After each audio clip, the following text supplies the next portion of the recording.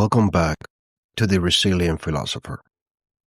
Today, I want to take you into the heartbeat of something most leadership conversations avoid, something that leaders are often afraid to talk about, something we hide behind our titles, our responsibilities, our routines, our masks, and that's mental health.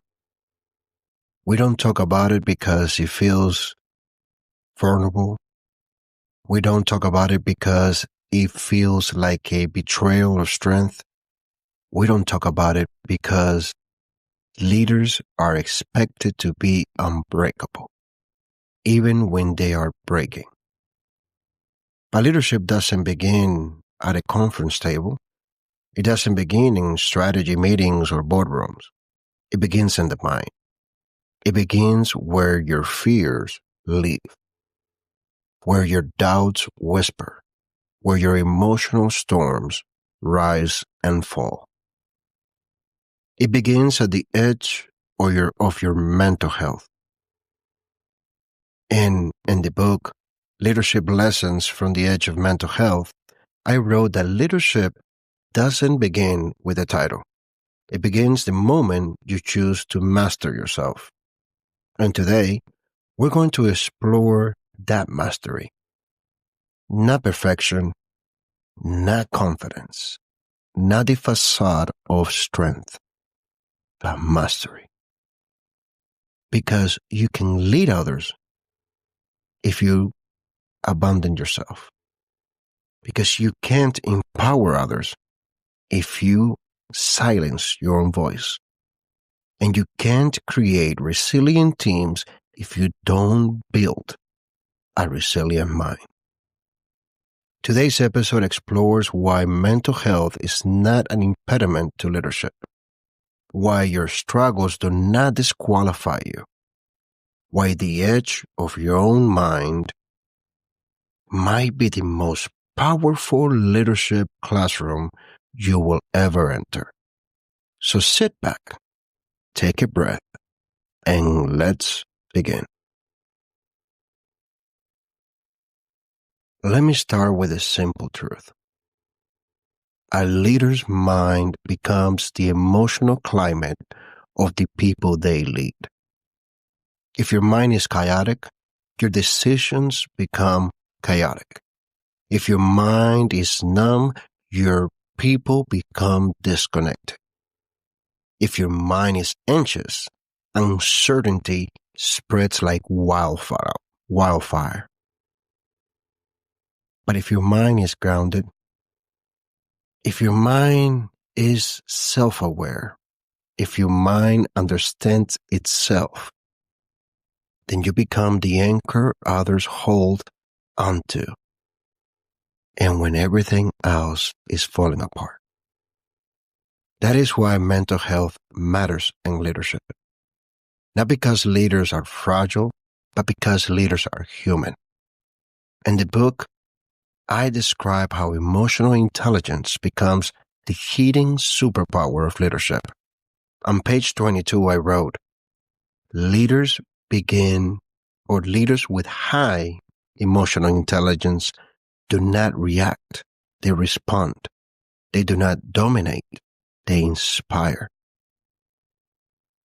And this is where mental health becomes essential. You cannot control your emotional world if you do not understand it. You cannot understand it if you never face it.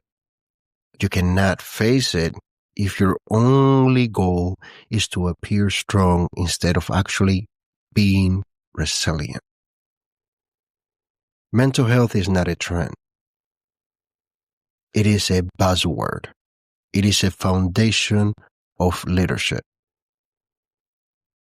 Every reaction, every decision, every conflict, every emotional, motivational moment all begins inside your mind. If your mind is overwhelmed or untreated, your leadership becomes reactive. If your mind is ignored or suppressed, your leadership becomes deserted.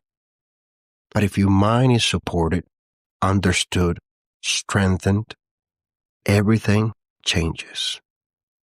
This is why I tell leaders, mental health is leadership health. You cannot separate them.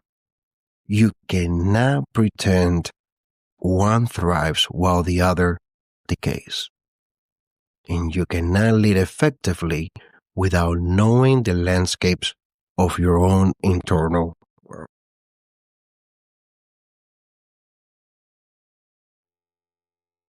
Let's dismantle one of the most dangerous myths in leadership. The myth that leaders must be unbreakable. The truth? Leaders break all the time. They just learn how to rebuild. On pages 26 through 30 of the book, I describe the invisible battles that leaders carry: anxiety, depression, burnout, ADHD, imposter syndrome, bipolar imbalance, trauma, grief, and the pressure of responsibility that never sleeps. These are not weaknesses. These are realities. Some of the greatest leaders in history led from a place of deep personal struggle because their suffering sharpened their empathy. Their pain strengthened their purpose. Their vulnerability made them human.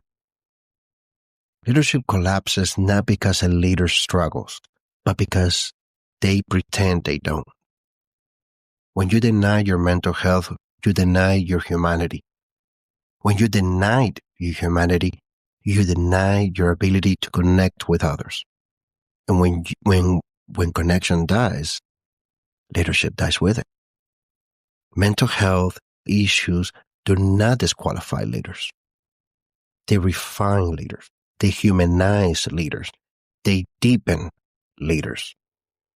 I often say, a leader who has never confronted themselves cannot truly guide others. When you stand on the edge of your own mind, when you feel fear, darkness, exhaustion, or emotional storms, and yet you continue, you learn something no leadership book can teach you. You learn authenticity. You learn compassion. You learn the power of silence. You learn the value of presence. And you learn that leadership is not about barking orders. Leadership is about carrying light through darkness. One of the most powerful lines in the book is on page 32. Breakdown is not a failure. It is the striping away of noise. Let's stay with that. Most people fear breaking down. But what if that moment is not the end, but the beginning? Breaking down is the moment life stops negotiating with your avoidance. It is the moment truth becomes louder than excuses. It is the moment your soul pulls aside and says, you cannot lead others until you lead yourself back home. Breakdown reveals what you value, what you've neglected, what you ignore, what you've suppressed, what you truly want to become. The world teaches leaders to hide their fractures, but the Resilient Philosopher teaches the opposite. Your fractures are where the light enters your leadership. Your fractures are where your philosophy takes shape. Your fractures are where resilience is born. A leader built only from success is shallow. A leader that is built from suffering is unshakable.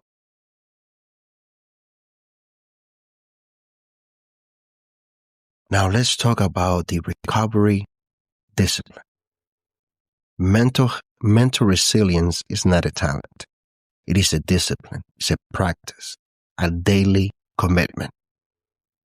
On pages 30 to 42, I break down several practices that help leaders stay emotionally grounded and mentally sharp. Journaling to name your fears and triggers. Emotional labeling to weaken the grip of overwhelming feelings. Rest and sleep as strategy tools, not luxuries. Pausing under pressure instead of reacting impulsively. Building safe emotional spaces where you can collapse without being judged. And setting boundaries that protect your peace and focus. These practices are not about eliminating your mental health struggles. They are about navigating them with intelligence, intention, and compassion. Leadership is not the absence of stress. Leadership is clarity inside stress. Leadership is the ability to breathe when others are panicking. Leadership is presence. A leader who knows their limits is stronger than a leader who pretends not to have any.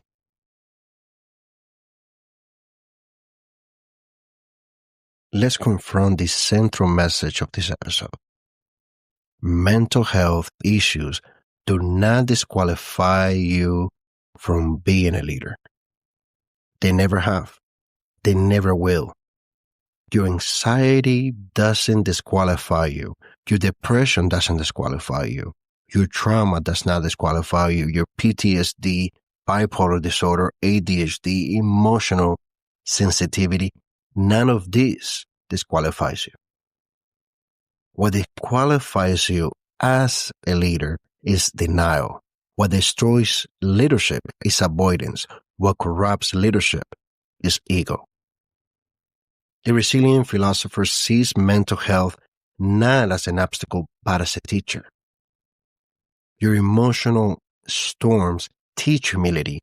Your internal struggles teach presence. Your healing journey teaches serving leadership. Your self-awareness teaches responsibility. Look at the leaders who crumble in public. They crumble because they never confronted their private storms. Leaders who confront their storms early, leaders who seek therapy, support, recovery, spiritual grounding, leaders who embrace their humanity, those are leaders who last. Those are leaders who inspire. Those are leaders people trust. Because people don't need perfect leaders. They need present leaders. Near the end of the book, in the chapter of Serving Leadership, pages 63 to 78, I wrote the highest purpose of leadership is not to shine at the center, but to lift others so high that they shine without you. See, mental health struggles shape leadership in three ways. First, humility. When you struggle, you no longer lead from ego. Second, empathy.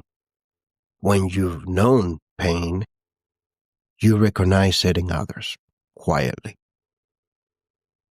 And third, responsibility.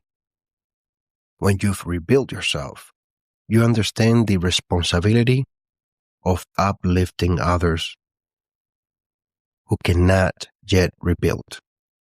So serving leadership requires a resilient mind. Not a perfect mind, a resilient mind.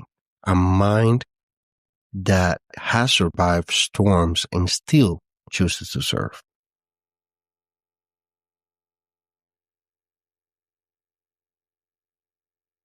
Let me leave you with this. If you feel like you are standing at the edge of your mental health, you're not failing, you're awakening. If you feel overwhelmed, you're not collapsing, You are learning what needs to be healed. If you think your mental health disqualifies you, it is the opposite. Your struggle is shaping the leader that you're becoming. Your healing is shaping the leader others need.